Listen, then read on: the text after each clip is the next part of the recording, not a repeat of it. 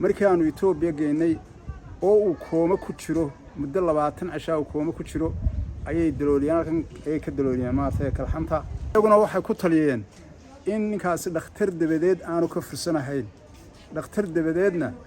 wallahi awoodeeda ma hayno waa niir oo mustaqbalkiisu maartay cusbaa dabadna dhibaatadana qabsatay dhibta ay kiliyuhu leeyihiin qofkii garanaya ayuun baa garanaya xanuunkeeda iyo dhibta ay leedahay cabsida ay leedahay bismillaahir rahmaanir rahiim assalaamu alaykum wa rahmatullaahi wa barakaatuh waa barnaamijka kuwa kurbadaysan kuwa ay dhibaatadu haysato waxaanu idin soo gudbinaynaa warka nin dhalinyaraha oo ay kaliyuhu fadhiyaan xaaladiisuna ay sii cuslaatay oo magaciisa la yiraahdo Fatxi Cabdi Wahaab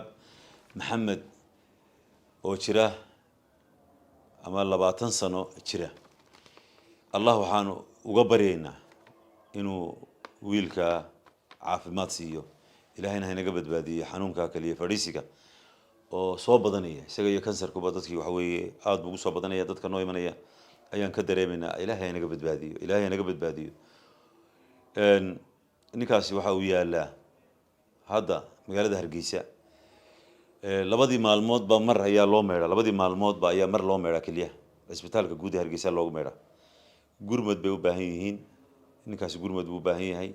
wasla dhibaataysan isaga dadkiisuba isbitaal dabadeed baa loo wadaa imika Hindiya doonayeen in la geeyo si muxuu ahay halka loogu daaweeyo ama kali loogu bedelo ama kali si uu helo baa ku helay kali baa loo qalqaalinaya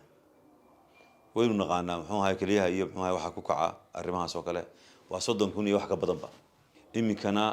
waxa aan idin deynayaa si uu idin ku waramo wiilka awowgii oo magaciisa la yiraahdo محمد عبد الله حرسي بسم الله الرحمن الرحيم الحمد لله رب العالمين إلهي ومهله إلهي بمهدوس قناتي وحكروا أنا مارتي ألكن وجمهر علينا عبد المالك موسى علدون يتيم كيسة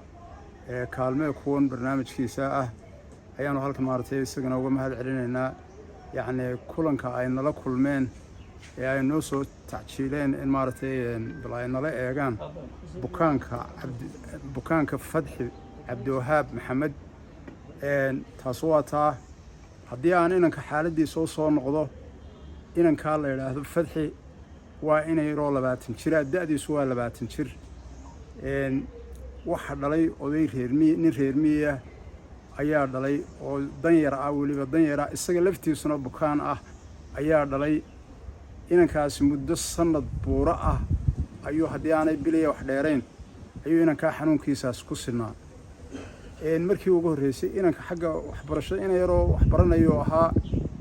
تكسر السريع هاي سكول كأيوه امتحان كيسو في السنة إن مركا صاد بدنا حنون كان يحلي مدمر كأيام يرحم السنة أيام الدكتور مقالة كأنه حنون ذا جودة markii buu wuxuu inankan kaliyaha laga hayaa kaliyaha fadhiyo buu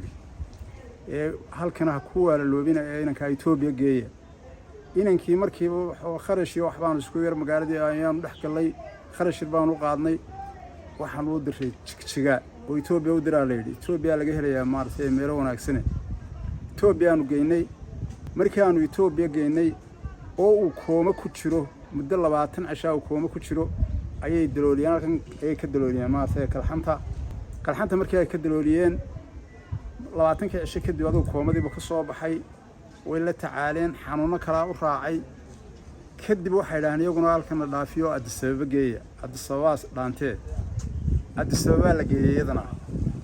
iyadana muddo lagu hayay markii uu xanuunkii waxba iska bedelo waayeen dee maydhneen oo noqday waa la soo celiyay duruuftii iyo dhaqaalihiina ay saamixi waayeen ay qurban noqotay waa la soo celiyay waxa lagu soo celiyay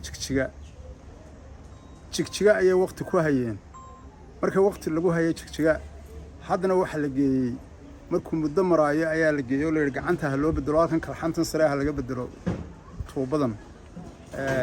dhaqada waxa la geeyay dir dhabe saddexdaa magaalo Itoobiya ayuu soo maray intii haddana waa adduun fara badan kharash fara badan wax amaah loogu qaado wax haddii la yiraahdo dadka maartay Hargeysa jooga oo ehelka gacanta loo mariyo adduuna 20,000 oo dollar aan ka yarayn ayaa ku baxay oo maartay raacay isla markii halka jigjiga dhulkaana isku bixin waayeen waxay noqotay halkii eedadii sii korisay ay deganaydeen baradeedu ahayd oo muddo sanadkaaba ay ka maqnayd oo ay daba wareegayso ninkaas kulba meel kula wareegaysay in lagu soo celiyo halka markii la keenayna muddo yar markuu joogo 20 cashaa ayaa haddana uu sii jilco xanuunka ku sii jilciyay halkana la keenay dibeedna halkanaan ku ayaa makmaydidii ayay uga socotaa iyaguna waxay ku taliyeen in ninkaasi dhakhtar dabadeed aanu ka fursanahayn dhakhtar dabadeedna wallaahi awoodeeda ma hayno waa niir oo mustaqbalkiisu maartay cusbaa dabeedna dhibaatadana qabsatay marka imika muddadaas imika sanadka oo inankaasi marayo inta kaliya la sifeynay hadii sababaha joogo jigjigaha joogo dirdhabaha joogo hargeysaha joogo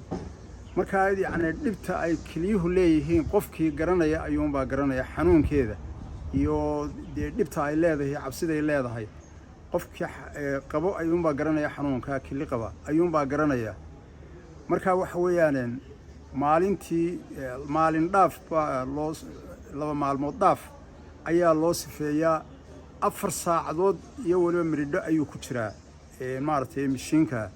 ayuu ku jiraa marka waxa weeyaan dhibta inta leeg imka nasiib wanaag dhakhtarkeedoo maartay maydho ku socoto ayaa nala aragteen oo dhakhtarka gudihiisa aanu joogno ayaa nala aragteen sidaa daraadeed aad iyo aad waxaan ugu noqonayaa dadka muxsiniinta Ilaahay khayrka jecel ee samafalayaasha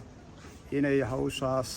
naga soo gacan qabtaan Ilaahay khayrasiyo bisha waad dhageysateen sheekada wiilka dhalinyarada ah ee magaciisa la yiraahdo Fatxi Cabdiwahaab Maxamed waad dhageysateen sheekada wiilka dhalinyarada ah ee kaliyuhu fadhiyaan ee magaciisa la yiraahdo Fatxi waxaanu idinku baaqaynaa walaalayaal bil khayr qabtana waa lagu jiraa waxaanu idinku baaqaynaa inaad wiilka u gurmataan oo aad kala soo xiriiraan lambarka awowgii